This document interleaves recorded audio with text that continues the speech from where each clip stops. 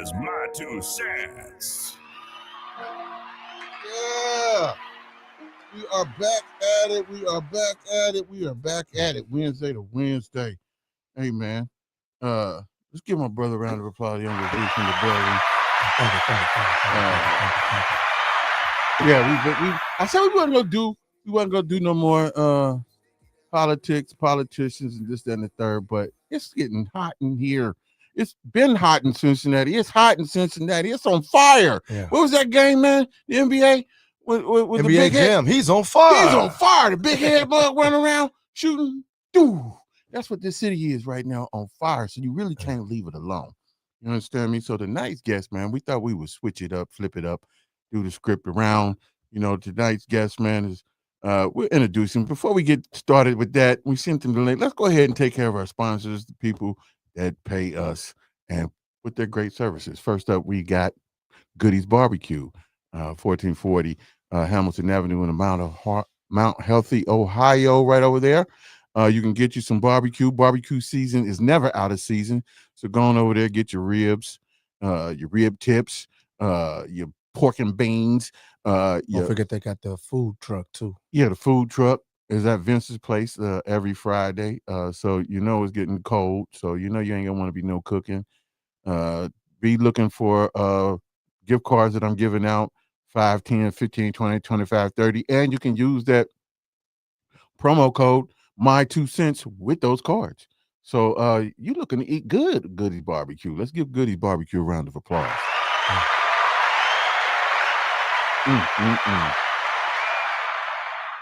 Okay, next up, let's get your home charging station installed the right way. Jarman Home Solutions is a licensed electrical contractor serving Greater Cincinnati and Greater Dayton, specializing in EV charger installations for all makes and models. Whether you drive a Tesla, Ford, Chevy, or Rivian, our team delivers clean, professional installs you can trust. Most installs are completed in just one day, so you can charge at home and hit the road with confidence. Power up the smart way. Call or message Jarman Home Solutions and get your garage EV ready today. That's what's up, Jarman Home Solutions. Going over to www.jarmanhomesolutions.com. LLC.com and get you an estimate. They do residential and commercial electrician work. Going over there and use the my 2 cents promo code and get you a discount. Let's give Jarman Home Solutions a round of applause.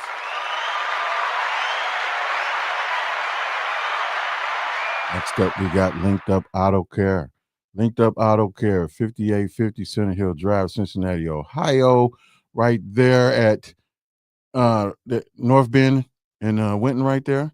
Phone number is 513-828-3769. Hours of operation are 10 to 5, Monday through Friday. Going over there and get your car taken care of. I just told y'all last week I had an issue. 2 weeks ago I had an issue, and my car is fixed and running. You know what? They got all type of vehicles over there for sale too. Capsule Auto Sales right in front. They got sliders. They the new slider kings in the city. So if you want you a car, a decent car, starting out to ride around, $299. I got about 4 or 5 of those sitting over there. We're going over there to Linked Up Auto Care and use the promo code my 2 cents and receive a 5% discount off your service. They also have on-the-spot financing and a 90-day, 90-day payback, whatever that is. They got all that stuff over there. Let's give them a round of applause.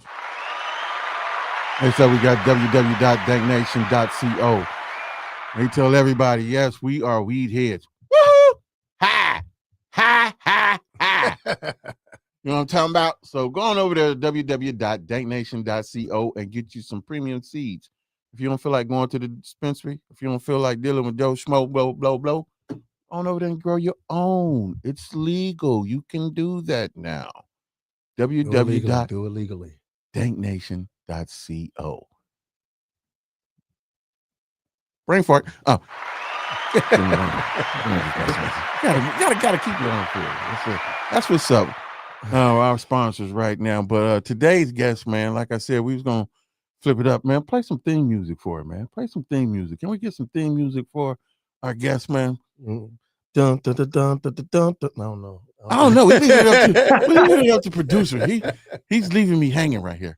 But ladies and gentlemen, we bring in to today's show Mr. Don Driehaus. I hope I'm saying that right. Who's been a part of city council before? He's been up and down this before, so this is nothing new to him. He's been in the financial world for a long time, so beautiful thing. You know what I'm saying? So we know you about money, man. We know you about money. You know, you smell like money. You know Oh man. Oh man. Oh man. Yeah. That's why I wear the $25 lid here, Grizz. Okay, Keep all that right, baby going. all right. So we thought we'd bring you on the show, first of all, because you aligned yourself with Laketa Cole and some other players that's running for city council. And you already have a track record. Hey, there she is right there. Let's give a round of applause. You know what I'm saying? Yes. So you had to bring her on so she could tone me down too. Both of them. I was telling him before. No, he's having an event. We're at his event. He took time away from his fundraising event to come up and talk to you. So I thought I'd come upstairs real quick and say hello and thank you for getting us on, getting him on. We appreciate that. We know how big fundraising is, especially on this side, because we don't, a lot of times it's grassroots efforts. Takes the people putting in to get them in. So right. So let's get to the meat and potatoes since you're over there trying to get to the money. What is your game plan for this go around as far as city council? Well, Grizz, my take on this is I've been living in Price Hill for over 40 years, been married, my wife and I, my daughter's here too, raised my kids here, lived in the city the whole time. We need to focus back in the neighborhoods. I was out in Kennedy Heights last night. Kennedy Road is a mess. I mean, it's a mess. I mean, what are we doing? I mean, they keep saying we've got this money and we're going to spend this money. We're going to do this money, but the streets are still got potholes. There's litter. I don't know where it's going. I mean, I sit in these meetings and I'm listening to everybody say they've got things going down, but it sure doesn't seem to be coming down to the neighborhoods. And everybody's going to say this, but I'm on the West Price Hill Community Council for the last decade. Been working with the Price Hill Community Action Team up here with a lot of the young people from Westside and Dater the last 16 years. I mean, we need to be more focused on what's going on in the neighborhoods. I mean, I understand downtown where the focus is. I understand why you got to focus on downtown to a point, but let's get real. I mean, this council's been spending all their time downtown. I mean, they're kind of operating in a bubble. And when I go out to most of the neighborhoods, and I've been out, there's probably 30 neighborhoods, there's 52. I can't say I've been to all 52, but I've been to about 30 over the last 4 months to a neighborhood, no matter what the shape of the neighborhood, we just don't feel like they're paying any attention. Every neighborhood feels neglected at this point to some extent. And also they feel antagonistic. They feel almost like, this council's out to get them. Not so much that they're just being ignored, but they're being, in essence, attacked. And this is going from Hyde Park to Bond Hill to Price Hill to heck and Mount Lookout. They were fired up the other night. So it's either neglect or outright antagonism at this point. And I think that needs to change. So, I mean, Laketa and I are working together with Charter. We've reinvigorated the Charter movement, 100 years old, the original independent party, really. And, Laketa says it all the time. It's Charter for Change. I mean, it's time. If you want change, we're here. We've got background experience. We know we're on the streets. I said to somebody downstairs, I said, if you win an election on effort, we'd win or we'll win. I plan to win. We plan to win. So, but you got to put the effort in. I don't care what anybody says, persistence breaks down resistance. Everybody's got a plan, like Mike Tyson said, until you get punched in the face. Get hit. And I was getting ready to go lead into that right now, because being that you have experience and been in this game so long, next week's guest has been in the game for a long time too. And what is your opinion on how city council is doing? The chief of police, the prosecutor, the mayor right now, all three of these people is what people want to get rid of. Well, I'll tell you what, with the chief, I mean, she's a scapegoat. She's getting run up the flagpole at this point. That's my take on it. It's like, look, 2 weeks before an election, you got the mayor down there today saying that this isn't political. Give me a break. It's 2 weeks before an election. Look, I was the chair of the housing authority 20 years ago. We had to replace the executive director at the time. We did not hang him out to dry. In fact, we worked with him, understanding that he was going to help us find a replacement. And that's how you work through this process. You're professional. You're on your top of your game. You do it the right way. This is so unprofessional. Whether you like the chief or not, whether you like the current the way things are going, it's the administration that's been calling the shots here. She's just getting hung out to dry. And I don't care who you are. Nobody in any profession wants to get hung out to dry in public and be told that, sorry, we don't need you right now, and then just get kicked to the curb. Sorry, that's bad form, period. It's not the way you do things. But no, the question that I asked about that, piggybacking off of you, would be, do you feel that the police chief was doing an adequate job, or that the police chief needed to be replaced? Would that be something that you would have agreed with in the first place? When you spoke about, the money at the beginning, being, pretty much in the bubble, being focused on downtown and maybe the more affluent neighborhoods, how their roads aren't as bad as what you say in Kennedy Heights, or whether it be Avondale or something like that. How does that all tie in together? What do you think needs to be done to put Cincinnati back on the right track? And how do you think you can do that as far as safety, spending, as far as working with opposition? Okay. We'll start with the last point. You can always work with opposition. If you're grown and you're professional, you're going to have different opinions. You're going to have different ways to approach consensus. We can get that done. But I'll use the example you just gave. This $5 million that they're all talking about that they threw at the law enforcement here because they were late to the party. 5,000 came to Price Hill, which is a huge neighborhood. 800,000 went downtown. That's a disparity. I don't know, but to me, that's a big difference, right? What they're saying to you is, hey, good luck over there, man, or good luck out in Bond Hill or Avondale, but we got to take care of downtown like in a big way.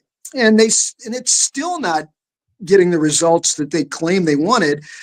So just throwing money at something, I don't think that's actually a great way to go about it.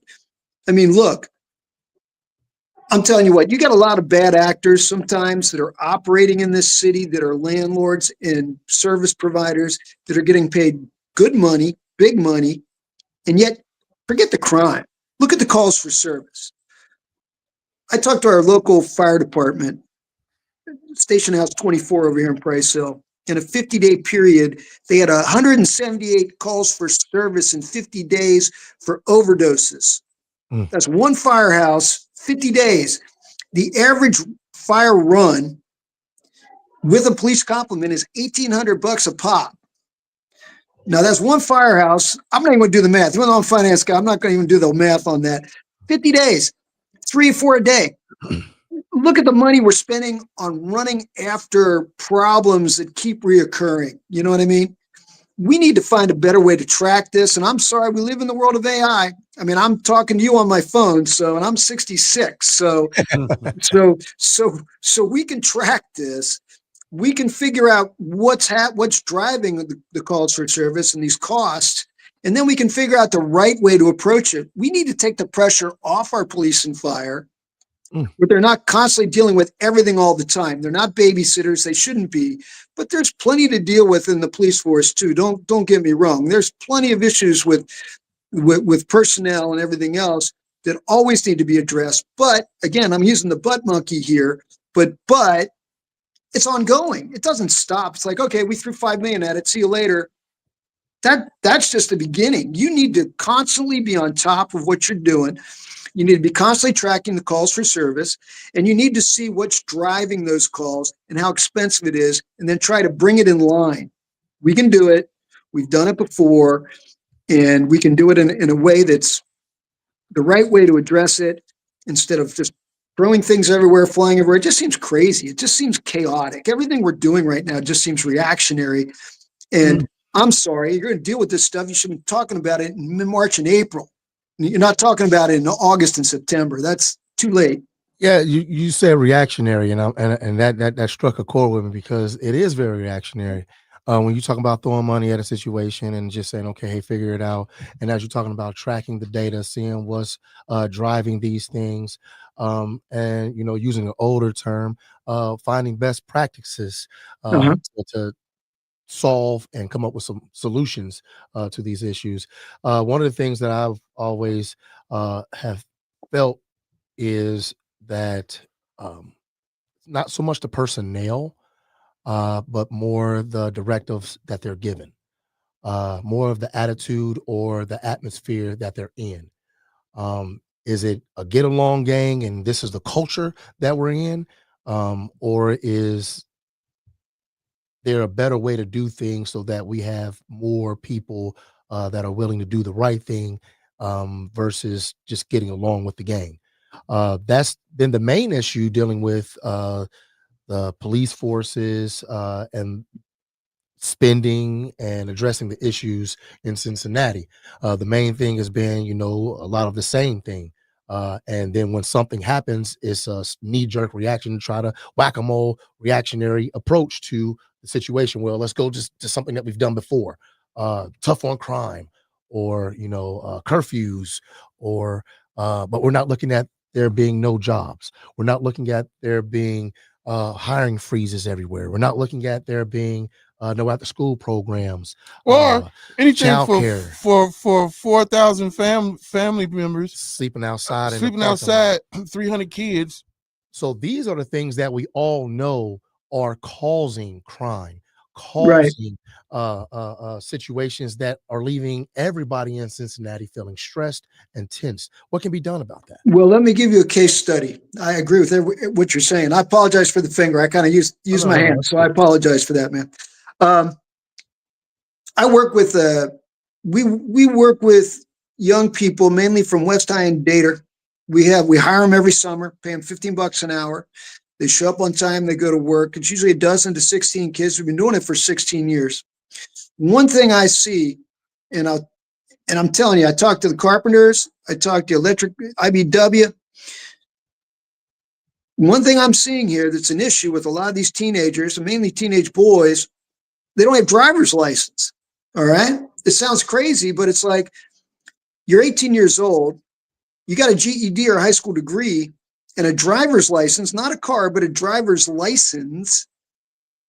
You can get a good career job in the trades or anything. And I met with the carpenters this week and they just reiterated what we all know. Bridges going up, stadium getting built, viaduct getting redone. All kind of jobs downtown. We got a bunch of contractors coming in from outside the area who aren't even paying city tax. That's another issue that needs to be dealt with. And yet we got a bunch of local individuals and we got the trades begging for, we need more people to come in and they'll train them. After a year and a half, you're off to a career, whether it's a career. I mean, you're talking benefits, you're talking 6-figure salaries. And a lot of these guys, I'm not saying everybody can do it, but a lot of them start their own contracting firms and then become subcontractors within the trade organizations. I mean, you've got an opportunity here in a lot of ways. And it's not just the trades. Look, you've got tech jobs that are coming online. We've got jobs available, but you got to get the high school degree and you got to get a driver's license. I'm telling you that driver's license is a big deal because one of the young guys I work with, a couple of them, it's like, Tarad, there's jobs out there. I can put you in touch with somebody, but you got to get your license, because if you don't have a license, you can't drive a truck. You can't get a company vehicle. You can't do any of that stuff. And people go, well, what? They won't be able to afford a car. I'm not worried about the car. The company will insure the vehicle. The company will take care of the upkeep. You just need to be able to drive. And it sounds crazy, but that's one of the biggest impediments right now for a lot of these kids getting decent employment. So get the degree. There are jobs out there. Not everybody's going in the trades. Don't get me wrong. Not everybody's jumping in to be a steelworker. I was a steelworker for New York Minute back when I was younger, used to weld. Might go back to it, depending on how it goes. I may go work on the bridge. But Let's get a you know, round of applause because it's serious. That's serious. But segue into I just want to know the 3D, whatever the place is, the 3CDC. Yeah, 3CDC. the monopoly that they have, or whatever. The conglomerate, whatever the word is that they use. And the problem with all of this real estate and the mandate. I'm getting to the mandate. You talking about housing? Who's going to enforce the mandates that these deals that city council sign off on? Did you sign off on that deal too? You know what I'm talking about? Do it make sense? Don't make sense. You know what I'm talking about? It's a mandate that they put in these deals, that allotment for money for some type of housing. Are you talking about? Okay, right. let me see if I can translate that. Whatever. You're talking about like these LIHTC deals.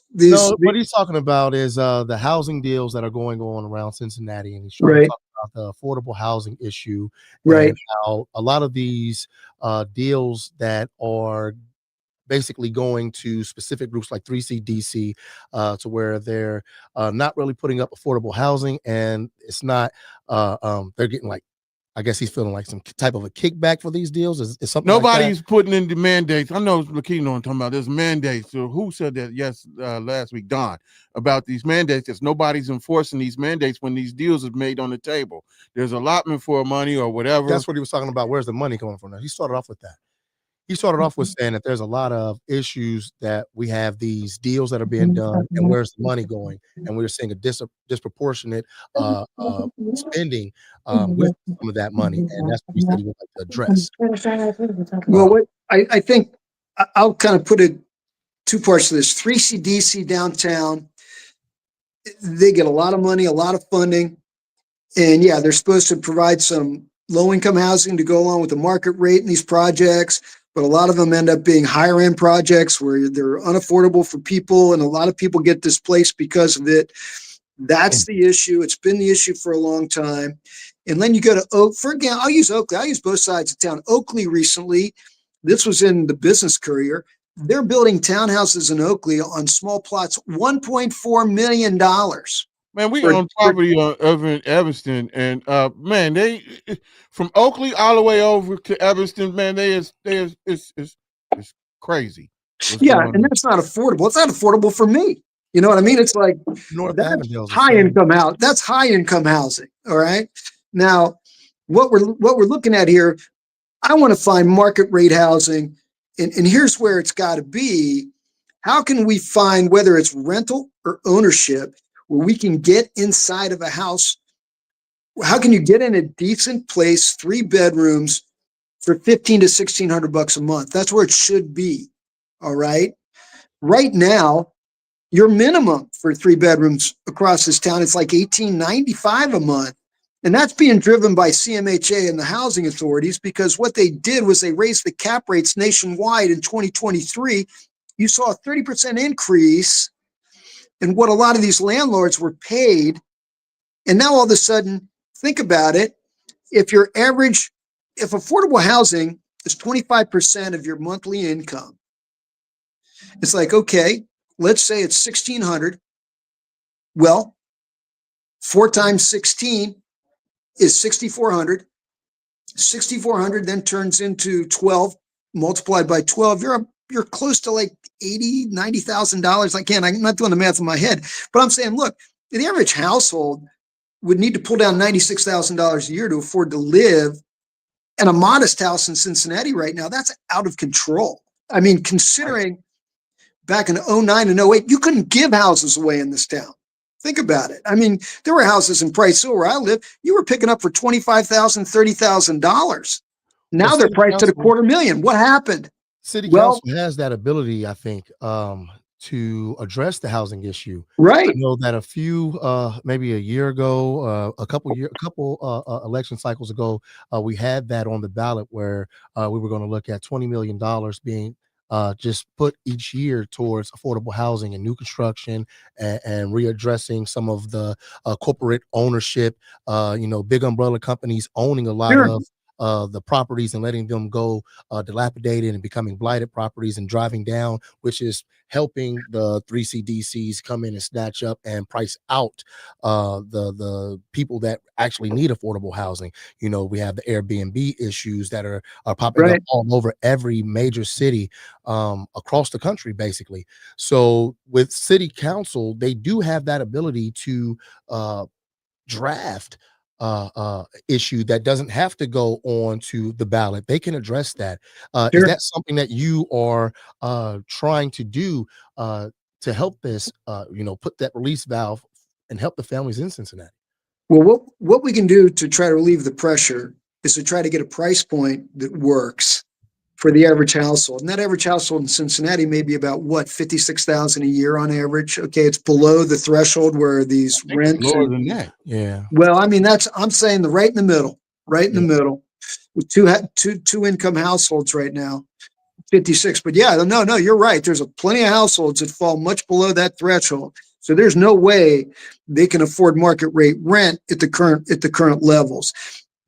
I think we got a couple things we can do here. One, nobody is talking about the role the housing authority plays in the rental market and in the ownership market here in the city. The city council needs to be dealing directly with CMHA every day. We need to be dealing. They oversee 15,000 units, maybe 16,000 units, plus they're in touch with 25,000 units countywide. Most of those are inside the city. People say we don't have enough housing, and yet I'm hearing today at a meeting in Price Hill that we've got a bunch of housing that's sitting fallow and idle, and the Port Authority's going, hey, we've got thousands of units that are not even online right now. I'm saying, well, you know, let's find a match here and make this work. But sorry about that. So we need to find a balance to make this work. But yes, the city can do a lot more, and the city can. You know, $20 million sounds like a lot, but in the housing market, I mean, we're talking billions of dollars that run through properties all the time. We need to figure out a way to get the average household to be able to afford to live without worrying about getting pitched to the street, worried about all the headaches that go with it. I mean, I got 4 kids. I'm worried about how they're going to manage it. We need to figure out a better way, and we can do it with working with the housing authority, working with the county. We're going to have to open this up beyond the city of Cincinnati with the state of Ohio and see where we can find a way to coordinate efforts to bring rental prices mainly, but also housing prices are starting to correct a little bit. But how can we get this down where we can get incomes matched up realistically with the cost of housing, where people can be comfortable and not, you know, feeling stressed? Good answers. Well, I don't know what else I wanted to ask him. I forgot. Well, for me, like when he talked about reaching outside of Cincinnati, that really put a little bit of a little fear into me, because, you know, outside of Cincinnati is not very conducive to progressive ideas. It's not really, you know, I work for a company that tries to address the issues that affect families from all walks of life, all over greater Cincinnati, northern Kentucky, up to Dayton. And every day I get reminded that some people are just out of touch with reality. They don't know what they don't know. They have this sense that something is telling them on the TV that the world is like this, but inside of their bubble, they don't realize that they're talking about them on the TV. When they're scrolling on their Facebook feed, they're talking about them. So they're not responsive to calls from the city, because in their mind, this big blue dangerous bubble that's going to sap up all the tax dollars and put people in housing, and they're going to be living high on the hog and eating cookies and Mountain Dew with SNAP benefits. Now hold on a second. I live in Price Hill, man. We live in the biggest, most diverse neighborhood in the region, I would argue, across the board. Income, demographics, the whole kit and caboodle. You're absolutely right. You go out to some of these suburban areas where you got the cul-de-sacs, people want to live in their own space. They want nothing to do with some of the other issues that we have to deal with. That said, we are greater Cincinnati. I'm not talking about pushing people out or doing this or that. What I'm saying is, whether I like it or not, I'm a lifelong Democrat, but the state of Ohio is run by Republicans, and you've got to be. And I was with Dale Mallory today, and he was talking about the fact that we got to get some state money into the city, and so you got to deal with these guys, and they're hard to deal with, but you got to go out and deal with them. The same way with the county. I'm not saying the county. Heck, I know the people in the county. Won't get into names, but there's a lot of cooperative efforts where we could work with housing or issues where we can coordinate it with the county, because a lot of these agencies are run through the county, not through the city. So I'm saying there's a good way where we can kind of pull resources and get together to try to help solve some of the problems that are putting pressure on city neighborhoods and people that live in the city. So, but no, I mean, I'm not won't want to farm it out, but I'm saying you got to deal with it, because that's where the money, if I'm the money guy, that's where the money is. So you got to go talk to the money. You know what I'm saying? About that money. You got to get to the money. You got to talk to the money. Well, we know that you have people downstairs still waiting on you. Well, I appreciate that. Yeah, coming here and speaking with us and shedding some light on your goals, and actually, it feels like some shared viewpoints. I came in here when I first did my little homework. I was thinking, okay, I got some questions, but you fired right off the bat. Speaking my language, so I appreciate that, and I thank you. And I look forward to seeing your name on the ballot. Well, I appreciate you guys, and thank you very much. And I want to thank Laketa too, because Laketa's the one who got us connected. So I do really appreciate it. I appreciate what you guys are doing. Thanks. All right. Thank you. Vote smarter, vote for charter. Vote smarter, vote for charter. Vote charter. Yeah. All right. Thanks. Dig that. So that was cool, man. Yeah, I held back. I did held back. I appreciate that, man. I held back. You didn't drop any M-bombs. No, I didn't. I'm thankful. I held back because Laketa popped her head on the side there, like, thank you, sister. So, thank you. I was trying to, I was holding myself back a little bit. I was about to go have, wanted to play the music, and I wanted to get into some other stuff, but it's all good. He do know his money, man. He always come back, and he's very emphasis when he did his money. You know what I'm talking about? He's very emphasis money. Well, I want to, me personally, I want to see, when I talked to you earlier outside of the show, I was talking about, the nepotism effect, because of the name. And, we didn't even get into that. That was the next thing I wanted. I had to pull up my notes because I wanted to get into that too. Yeah, because is it more of the same? Is it what we've seen before? Is it, hey, my name is going to carry this weight? These are the things that, you gotta, a person would think about. But when you see who they associate with, there's a saying, birds of a feather flock together, right?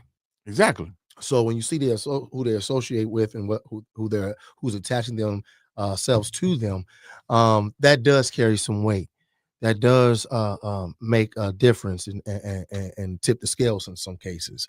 So I'm interested to see what if he is successful in this campaign, and what can come from it.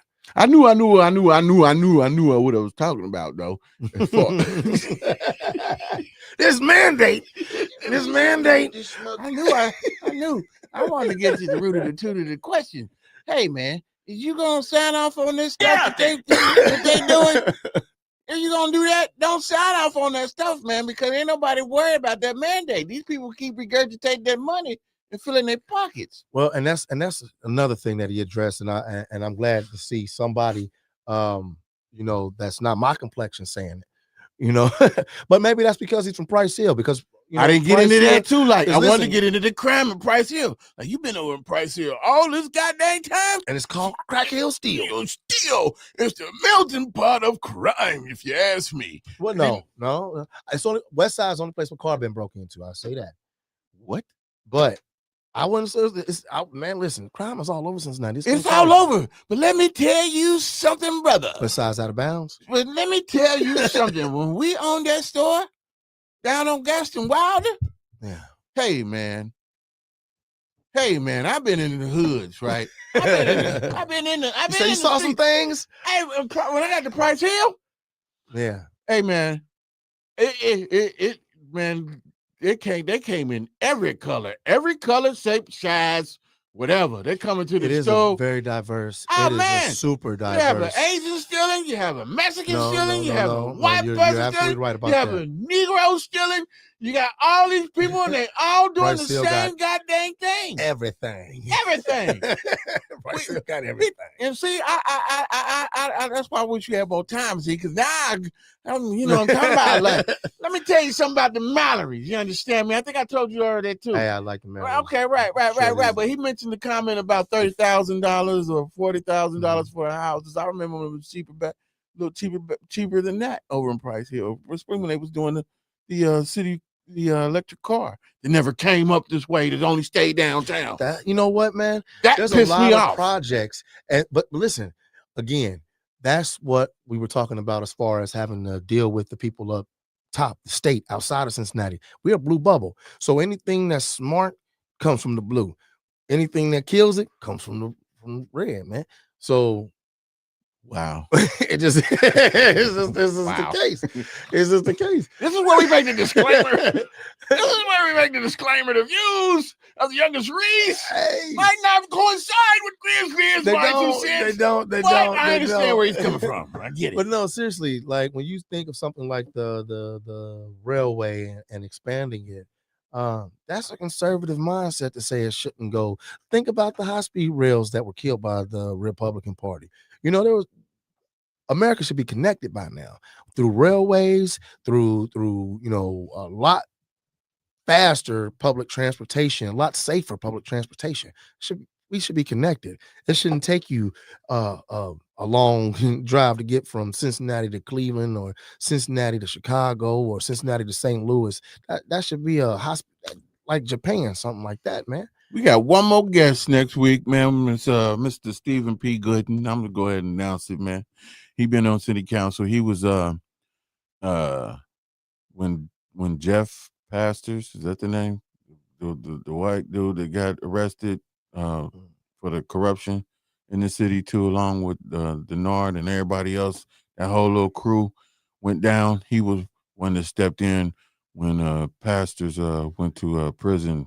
The one that got pardoned by Trump. Oh, yeah. So he stepped in and Sittenfield. Huh? Was that Sittenfield? No, it's Pastors. Pastors? Yeah. Okay. But anyway, he's been a part of the system. We'll talk about that next week. It's going to be a dope interview. I hope to be a longer one than we had today. Though, let's give Don a round of applause, man. And next week we're going to, like I said, bring Stephen P. Goodwin in, who's been a federal prosecutor and all types of stuff. So we really got some questions for him. He can really give us some insight. So with that being said, we'll change the gears for a minute, man. How about them Bengals? Who they? Let's give the Bengals a round of applause. Now to see if we can keep that same energy, that same script. Here we go. I should have brought my tinfoil hat. I was gonna make one for this segment for you, but right now this is a Hollywood story. Wow. We got the number one quarterback, or what we deem the number one, top 3, top 4, whatever quarterback. We got the number 1 and 2 receivers in the game. We got the best receivers in the league, right? And that's right, 1 and 2 punches. Yeah. So and let me say, man, I gotta apologize because when Joe Flacco got signed on, man, I was mad. I was hurt. I was like, man, what are you gonna do? Get snapped up? That he the same age as me almost. He ain't supposed to be back here in Cincinnati. And all the times that he tore up Cincinnati, I just couldn't see a Flacco in the Bengals junior uniform. But that was an amazing thing because somebody brought it to me. Mike Reese, he said it to me and it made sense. He said, man, you give him some weapons and he's dangerous. Dangerous. You get Flacco because he's seasoned. He's a veteran. He's a Super Bowl winner. Man, I don't know why people was upset. Like, yeah, he's right. The common sense was it was. Yes, sir. The common thing was thinking when I heard it, like, wow, better than Browning, and this guy's got rings, he's got Yeah, he's better than Browning. It's like that's no comparison. It's no comparison. That's no comparison. Like I was like, that was a no-brainer. Like I know he's gonna be better than Browning. Like you would have been better than Browning. Like, but I don't know. I'm too short. I wouldn't have been. I couldn't have seen over the line. Well, I'd have took a high school. I'd have took Moeller's quarterback over Browning. I'd have took a high school over Browning. Browning trash. He shouldn't hold a water bottle out there. But hopefully they would take that momentum and go into the Jets. They play the Jets this week, Sunday, I think. 1 o'clock Sunday. No. The Jets. So they play the Jets. And what do you think about ICE being spotted in Cincinnati, ready to drag people away? Immigration. How can I say this without? Let me say this the GRIZZBIZ way. I don't agree with none of the ICE stuff. I don't agree with none of this bullcrap that's going on. But you just asked me a question, right? Now I can go right out here to where I live at, and it's a whole shopping mall strip that's owned by people that they want to harass. So why wouldn't it? We at Butler County, we got a boss hog Butler County sheriff, 10-gallon hat, priding himself when it wasn't ICE around, going around collecting illegals and immigrants or whatever the words you want to say. I hate saying that word like that. Yeah, however it is. But before it even became popular, Butler County Sheriff, our boss hog, was out there snatching up people. Yeah. So it makes even more sense to be in Cincinnati because you don't think that that's gonna make the tensions even more volatile here in the city? Like we got Nazis keep on popping up in here. We got all this. I mean, I hate to say it, but niggas just can't get it together. They can't figure out, like, man, sit down, like get yourself some money, stay in the house and stop fighting and acting crazy. Hey, we can't. That's popping everything up. That's putting the national spotlight on everything on top of everything else. Everything. We got this happening. Right. Like It's all like whoop de doo. We go to prison. Exactly. I'm like, man. Why wouldn't ICE be here? Why wouldn't it? And this was tripping me out, right? Because America is a melting pot. It's so many different nationalities and people go bag somebody Mexican and then go to the Mexican restaurant right afterwards to go eat something and then go be not serve. Scanning for Mexicans. Exactly what's going on. And you said a mouthful. So we sitting here talking about, and we don't use the term black on black crime, but we out here shooting each other for whatever reason. Man. For whatever reason. And why would you be on the square shooting in the afternoon and just all over the news about shooting? Like, you either got to be, and we don't know the backstory. Ain't no backstory good enough for me. I don't care what happened. If somebody pull out a gun on you and you down on the square, you gonna pull out your gun and shoot, or what you gonna do? I'm not saying that's what happened. What I'm gonna say is this: no matter what the situation is, unless somebody is actively just randomly trying to rob you, randomly just trying to drag you off or something, let me tell you something. Put your guns down, man. Walk away. Let your pride take that. Let yourself feel wrong. Let somebody call you out your name and you go home, man. That 30 seconds of them calling you a bitch or whatever it is, that ain't gonna matter when you sitting in that jail cell or you're dead or it ain't gonna matter. So you talking this person with some common sense, and I'm gonna give you an example of what you just said just happened to me, right? Not just happened, but happened. I'm up on North Bend at the UDF right there, across from J. Rogers' place. And I should have went there. Maybe I wouldn't have got accosted, but I didn't get accosted. Don't get accosted. Right. But I pulled out. Anybody gonna shit? Shit. Harass is a better word because it wasn't going down right. Not on my watch. You know your brother. So it came out. I'm pulling out, and a young boy in the car has got four youngins in the car, music beating. You know what I'm saying? And he almost hit me. I turn around like this to look at him. This mug doing one of these numbers.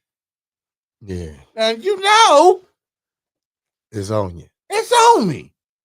They ain't stopped making them when you got yours, little buddy. And that's the thought that went through my head. But I'm sitting here like, it played through my mind because right there in that corner, busy corner, is like 3, 4 in the afternoon. I just got finished doing a computer call, somebody's house, and then got here. And then I thought like, hey man, if I pull out and pop this nigga, then I got to answer for this. I got to answer for this. It's not worth it. It's not worth it. It is not worth it. Go on about your way. You got it. You got it. You got it. Little Leroy, you got it. And went on by my way. Most people don't think like that. I mean, and at a young age, I didn't. At a young age, I didn't think like this that I am right now. So I get it. I get it. You did at some point, otherwise you wouldn't have made it to this old age. That's what I said. Yeah. Some people might not get that chance or don't have the mental to grow. To get to that old age, you have to have shown that type of mental capacity at some point in time at a young age. At a young age, you had to go through something. Now we would and say, hey man, you know what? I'm not doing that because I don't want to experience this. Maybe it was the Queensgate experience that did it for you. But there's been hey, man. There's no need for you to bring up my little criminal past, little history, my little trauma at Queensgate. You know what I'm talking about? That's some bullshit right there. I'm just saying. That's some bullshit. But when you was a young man, you was like, you know what? There's going to be some things that I don't want to experience. You know what? What Queensgate was? It was Queensgate, and the experience that said that made me do that is when you got over there and I'm chained to the white boy. I got the movie, and I'm gonna just say the name. Went to high school with us. Lawrence Twitty was like, they said bend over. I said, oh my freaking gosh! I went to high school with this motherfucker. And he looking at your nuts. And this nigga's talking about some. Hey man, your brother's up on 7, your other brother's up on 6 and 5. And I'm like, hey man, if you don't shut up and leave me alone, man. That was the moment. That was embarrassing. Like, yeah, this is not where I need to be. I can't deal with this. That's exactly how I felt. Hey, Grizz, you want to go smoke some weed? No, I want to go home. Yeah. So, but that mentality, we laughing, but a lot of people don't have that mentality. These young folks don't have that right now. So you had that wake up call, and you still got 30 years to do. So the issue becomes, what do you do about it? You can't stop everybody from acting and reacting the way they reacted, what they doing, right? We can't do that. We don't have in our neighborhoods policing. We don't have that, and most of these things is not happening in the neighborhood. They're happening in somebody else's neighborhood. You know what I'm saying? So it's kind of hard to sit there and actually I know some neighborhoods pinpoint that it don't matter who you are. Like, I mean, there's a few you can name them. You can look at Price Hill, you can look at Terrace, you can look at basically anywhere on the west side, but Avondale, you know what I mean? Well, if you go out there, like you have to figure out, like, hey, you're navigating a danger zone, like, and it doesn't necessarily have to be somebody doing something to you. It can be something popping off over there that comes over straight and hit you. It's not. I'm not saying like you in danger just going over there, somebody gonna rob you. So I'm saying like people ain't thinking that their actions could take somebody that they didn't even mean or wasn't even trying to hurt. They weren't even beefing with this person. Right. And now, you know, a lot comes behind that. And I'm just saying, like, something's got to be done about this. There's got to be somebody out there. There's got to be some way to talk to the youth, the adults. Well, because when we talk to somebody like Mr. Driehaus, right? And we look at city council and we look to them for answers. The solution starts with us and in the community. The solution starts with the people, you know, the parents, the teachers. And it ain't happened this long. This long, it ain't gonna happen. First of all, I'm keeping hope alive. You're not just Jesse Jackson. We're gonna keep hope alive, and you know, hopefully somebody can make some changes in this next 4 years. That's one. My second thing is this: there's no city council plan right now for anybody to come in and go ahead and take care of the situation of the 4,300 kids. We've got Fancy Maven. Let's give him a round of applause. He way out in Lincoln Heights, and he's trying to get talk to these principals and CPS and why not can't you open the schools for these folks? Why can't we allow some resources for this, that, and the third? And I don't see nobody with a viable plan coming in the door to address that. That's the second thing. The third thing is what what everybody crying about is the No King, the little weird haired dude who's doing what he was put in office to do. 42 million people without food stamps. Now we about to go into the holiday season. Now, hopefully, everything will be back on track. And Walmart has a family of 4 meal. I mean, a $40 deal going on right now through Thanksgiving where you can feed 10 people for $40 Thanksgiving meal.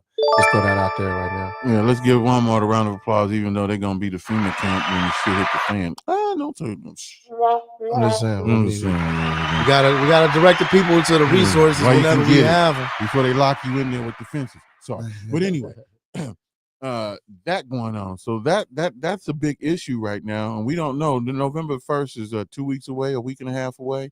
So elections a week and a half away. So there's no talks of it being settled.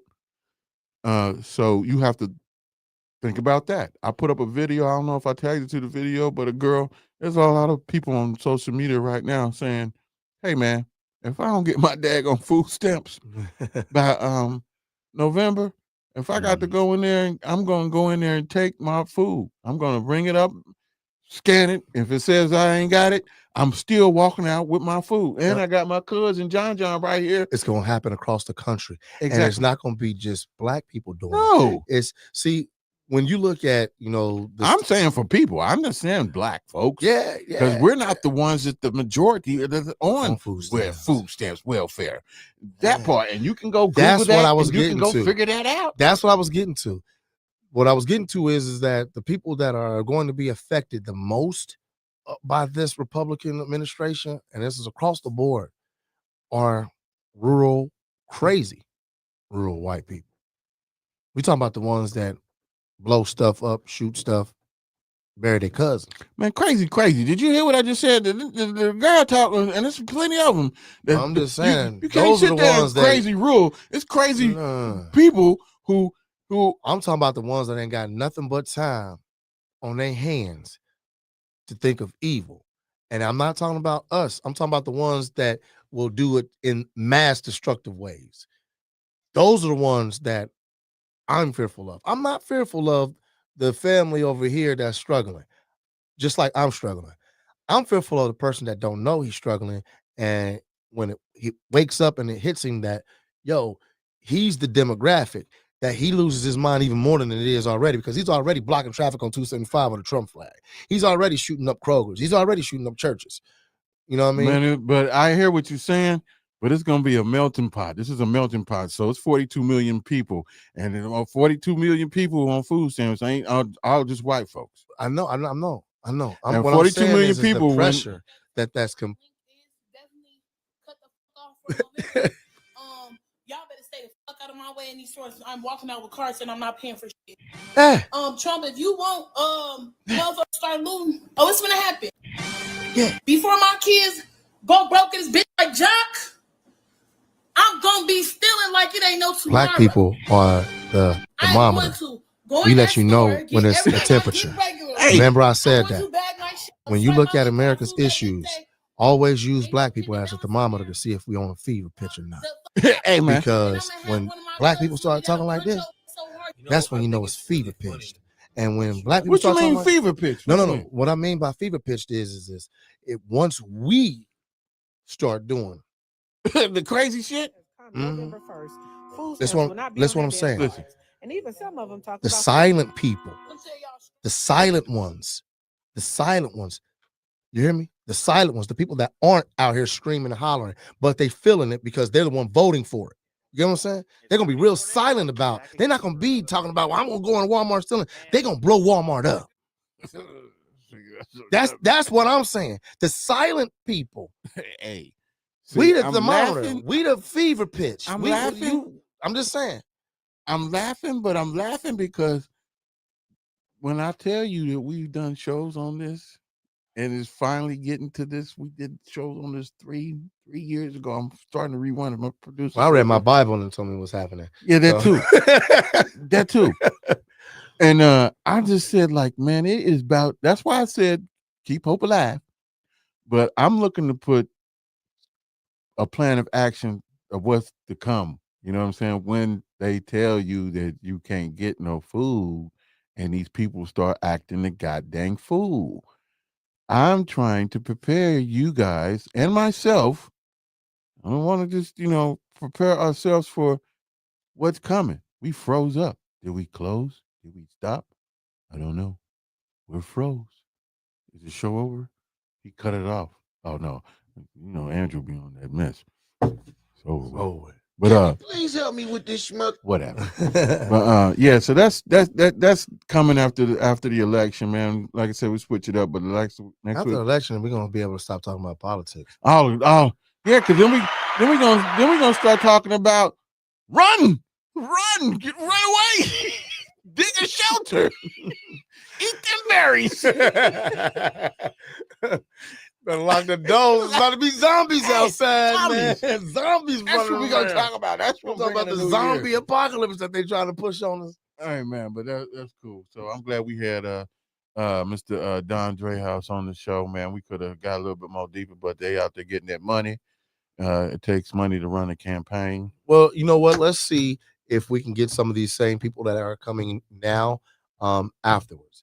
Let's see if there's going to be some time where, whether if they're success, especially if they're successful in their campaigns and they get these seats, let's see if they are able to come back and shed some light on some of the things that they're doing, what their, new goals are, since their goal of getting that seat is there. Let's see if they're able to push that agenda and work together and make some things happen.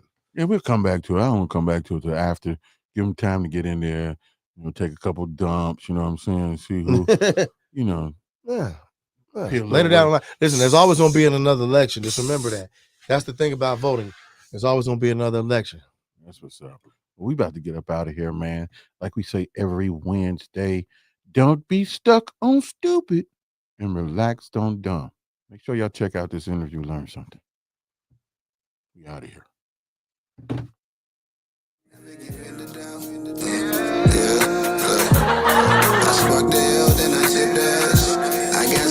It's the #1 station, blazing the airway. Right here. So